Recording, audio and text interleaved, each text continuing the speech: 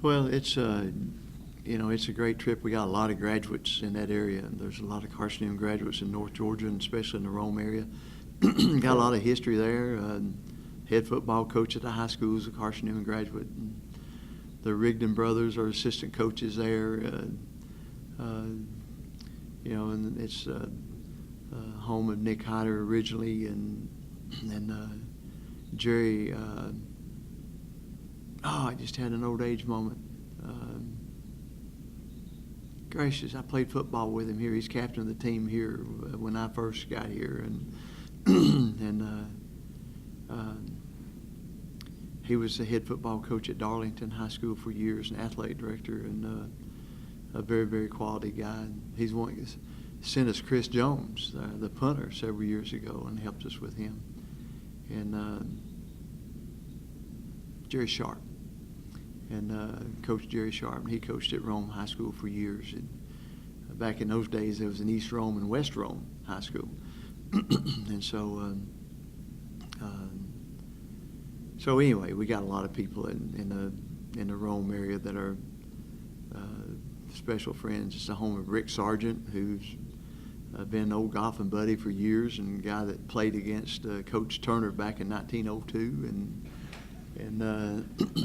So, there's just a lot of friends there, a lot of people there that we have a lot of regard for. Jimmy Vine's dad was the pastor of First Baptist Church, Rome, Georgia, for years and years, and Jimmy's a distinguished alumnus, and also is on the school board of Jefferson County right now. And so anyway, I could go on and on and on. I could name 9,000 connections that we got with Rome, Georgia, and stadium has been renovated. They've put artificial turf there. It's a neat little old setting for a ball game right there on the banks of the Coosa River, and and they've done a good job of getting that stadium in good shape, and it's just a special place. We've always enjoyed going down there and playing, but we're playing against probably the best 0-5 football team in America. They've played 2 Division I teams, if you want to count North Alabama, who's declared Division I. I think they're already recruiting Division I number of scholarships, and Charleston Southern, who plays University of Colorado either this week or next week, and they're undefeated. Then the number 1 team in Division II, so that's been 3 of their defeats, 2 of the Division I's, and the best team in Division II according to the rankings. And then West Georgia was the other defeat, and West Georgia's 4-1. They've only lost 1, and then Mars Hill beat them, and I think they feel like Mars Hill was for us, a Catawba game where they didn't make many plays and made some mistakes and gave up some stuff, and so they're just a good football team. And they were, I think, 7-4 last year, and got all those guys back. Most of them, they got, I think, 19 starters back off of last year's team, and so they're just a time bomb ready to happen. And I hope that the time's not right against us, and it will be if we don't go down there and play well. So it's a good challenge. Real good challenge. It's back to assignment football, option football against this team. How do you use the Brevard game a few weeks ago as a building block to prepare for an Eric Dodson-led attack with Shorter? Well, it's like any option team. You got to play with discipline and play, like you said, assignment football, or you'll turn somebody loose. And they got a couple of guys. The fullback runs very, very well. The quarterback is a guy that out of Thomas County Central High School, and we out of Georgia, South Georgia, and we worked real hard about 3 years ago trying to recruit him ourselves. And he's an excellent football player, and he can run and he can throw. He's a dangerous thrower, but when he gets in a crease, he's gone, just like with Mars Hill. I think the first play was like 70-yard touchdown run. And so, he's a very, very capable player. What about their offensive line? A little bit undersized. Is that because they're doing some stuff with pulling guards? how do you manage to get the pressure that you've gotten past 3 weeks with more than 5 tackles for loss a game? Well, an option football team that comes off the ball, they're not stepping sideways and doing zone blocking. They're coming off the ball and hitting you in the mouth and trying to create creases, and with the ball going north and south pretty fast. And so, it's a matter of getting off of blocks that are coming right at you, which, we haven't been used to too much. And so, except against Brevard, and the offenses are similar, except probably a whole lot more speed at Rome, than Shorter probably's got a little bit more speed than we saw at Brevard. In what way? Because, Brevard was pretty quick with Kelvin Jeter. Yeah, but he was tiny. And, after, he got body slammed a few times and got bruised up some. And these are big old people. And so their own hoof are really in an excellent place. First time I watched video, I said, "Ooh, let's just go to Rome and eat and come on back home," and so because they really are a good football team. I like to tell you, they're a talented football team, and it'll be a good challenge for us. What is the health update? You said you finished with 6 guys on the defensive line, and then Tyron. Those guys going to be available this week? Well, we'll know a little bit more after today's practice. We haven't really had a chance to evaluate that except to be hopeful. We're hopeful that we're going to get a tight end or 2 back this week, and so we don't have to play an offensive tackle at tight end with a 66 number on. And we're hoping that we'll be able to get a little bit healthier at running back, and we're hoping that in a defensive line that we can stay away from concussions and suspensions and heat exhaustion and cramps and all the other things that we dealt with Saturday. And then I hope, in the secondary, we're beat up in the secondary. And we played the last 2 ball games, we have not substituted at cornerback. Those 2 kids have played the whole ball game last 2 weeks, and it showed up Saturday. We got pretty tired at defensive back. And so we just I hope some of them guys will be ready to go this week. If not, we got a secret weapon. Adam Cavalier's going to come. He's coming out of retirement, and some of the best news I've ever heard. We found out he's got a year's eligibility. Man, we are pumped, no question. What about the offensive line? It seems like that's a position that even though they've been banged up, they haven't missed any snaps. You have to be happy with that group.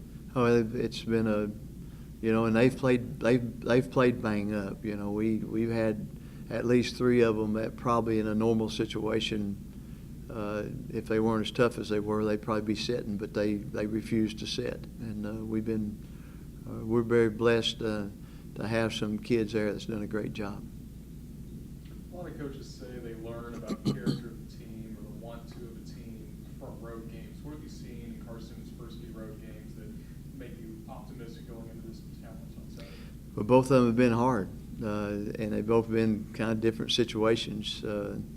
Colorado, after a long trip and craziness going on there, and then when you come to, and then when we go to Mars Hill, where it's a heat wave and all the things that are happening there, it was a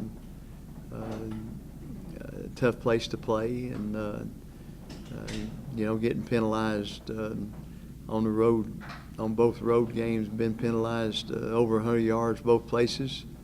That's not very much fun, and but to see how our guys have responded to the ball hadn't bounced right all the time, and to see how they've responded, it's been encouraging. It hadn't been perfect, and it hasn't been it hadn't been 100% of the time, but it's been enough that we've been able to rally enough to get the job done. And so, and hopefully, like you said, every time you do that, you learn something and that you grow from it. And hopefully we'll be better this week. We need to be better. We need to be better this week. Yeah. Have you liked the fellowship you've seen amongst players, kind of away from the football field, to getting to know each other more, becoming more a cohesive unit? Yeah, of course, we're very fortunate that we got great leadership. We got some kids that's got some heart and character about them, and it's of course, they're 18, 19, 20-year-olds are still learning how to manage that, and sometimes they do it well, and sometimes they're just like us, not like 18, 19, but 118, 19, 20-year-olds that even at our age, that we still don't know, that we still don't respond sometimes like we need to. And but I think the basic character of this football team is good. And I think if you've got character, then eventually you'll win some internal battles that you got to have to win life victories. And I think we got some that's going to win some life victories on this football team. How much does special teams play helped you out this season? You got Huge. kickoff returns more than 50 yards this year. Yeah, special teams were huge this last ball game. And I tell you what, I thought what happened a little bit better at Mars Hill was the flow of the game as far as offense and defense and kicking units complementing each other. One would give one a lift and the other one would give another one a lift, and consequently it would, it's a pretty good cycle in there. The only time that was very, very negative was when Javaris Neal intercepts the pass, which was an unbelievable athletic play, and then we fumble it the next play. We go up, we get that one in the end zone, which was inside 20-yard line. Then you're talking about a 30-13 ball game. And 30-13 is a whole lot different than 26-20, which is where it got to in the second half. And so, that was a negative. But overall, I thought Saturday we complemented offense and defense, and special teams complemented each other a little bit.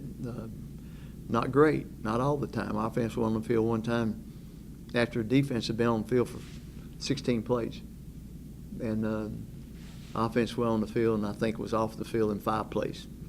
Made one first down and then got a big 15-yard penalty, and it stopped the drive. And that hurt us. Penalties hurt us big time Saturday. You get penalized 158 yards in penalties. That's a half of offense, and that's not good. We've really got to emphasize that a lot more and work on that a lot more. Is it just emphasis, or how do you go about, what's the plan to correct something like that? Well, the first thing, take a shotgun and shoot a couple of officials. That that's the first thing. And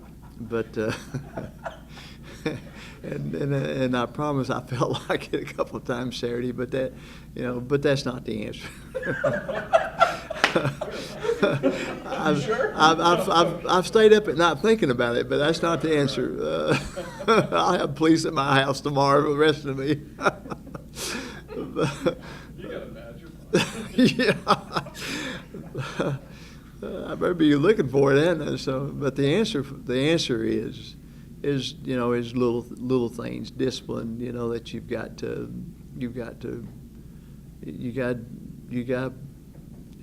think about some things that you're doing. I think we had 2 pass interference calls. We had 1 out of bounds play, which anyway, it wasn't a guy. It was. He needed to quit running so he wouldn't get close to the guy, so there'd be a flag. The chop block, which, in our offense, where you're coming off the ball, you could have that one called quite often if you have officials that are micro officiating. And so, I don't know. It just it's one of those ball games where. I know one drive, the 16-play drive, where they finally missed a field goal. We had 2 15-yarders and a 5-yarder, so we gave them 35 yards out of the 70 of the drive, or the 75 of the drive. And thank goodness they missed the field goal. But then defense came right back out on the field after 5 plays, and we gave up a drive that cost us a touchdown, and that's when it got 26-20. You look at Shorter's defense, a bit of an odd stacked alignment. How do you adjust to that formation, that front? Well, it's a defense as complicated as any we've seen all year. They give so many different looks, and they won't line up in the same look 2 times in a row. And they'll go from an even front to an odd front to a stacked front to blitzing. They blitzed somebody, I don't know which team, I don't remember now, but one of the games that I watched, they blitzed on first down five straight times on first down.